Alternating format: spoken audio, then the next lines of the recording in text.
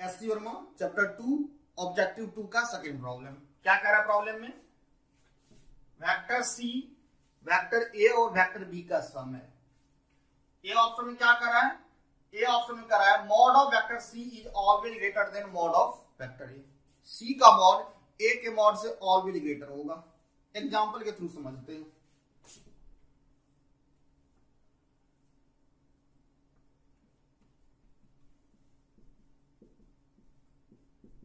इस एग्जांपल में हमने इसको वेक्टर ए मान लिया, इसको वेक्टर बी, इसको वेक्टर सी। तो इस एग्जांपल में vector C equal to vector A plus vector B है और सी का मॉड ए के मॉड से ग्रेटर है। तो एग्जांपल हम क्या देख पा रहे हैं? सी का मॉड ए के मॉड से ग्रेटर है, लेकिन ऑप्शन में क्या कह रहा है? Always greater then. दूसरे एग्जांपल समझते हैं, ऑलवेज ग्रेटर देन हो सकता है या नहीं।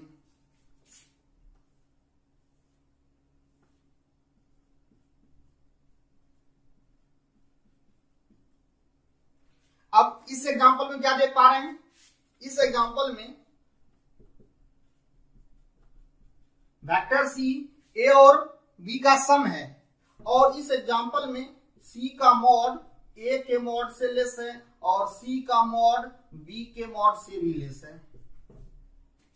तो सी का मॉड ए के मॉड से ऑलवेज ग्रेटर होगा, ये नेसेसरी नहीं है। इस एग्जांपल में सी का मॉड ए के मॉड से ग्रेटर है, लेकिन इस एग्जांपल में सी का मॉड ए के मॉड से लेस है, तो ये आंसर नहीं होगा। बी ऑप्शन में क्या कह रहा है? सी का मॉड ए के मॉड से लेस और सी का मॉड बी के मॉड से भी लेस हो सकता है, ऐसा पॉसिबिलिटी है। तो इस एग्जांपल में क्या देख रहे हैं? सी का मॉड ए से लेस भी हो सकता है और सी का मॉड बी के मॉड से भी लेस हो सकता है, तो ये पॉसिबल है। तो बी आंसर इसका हो सकता है। C is always equal to A plus B. C का मॉड ए के मॉड और बी के मॉड का सम होगा और कह रहा है always.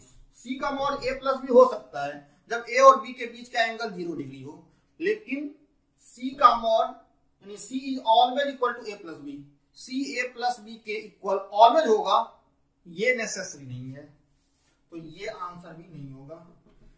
C is never equal to A plus B. C कह रहा है ए प्लस बी के इक्वल नहीं हो सकता है, लेकिन सी ए प्लस बी के इक्वल हो सकता है जब ए और बी के बीच का एंगल 0 डिग्री हो। तो सी भी डी भी आंसर इसका नहीं होगा, तो इसका आंसर होगा सी।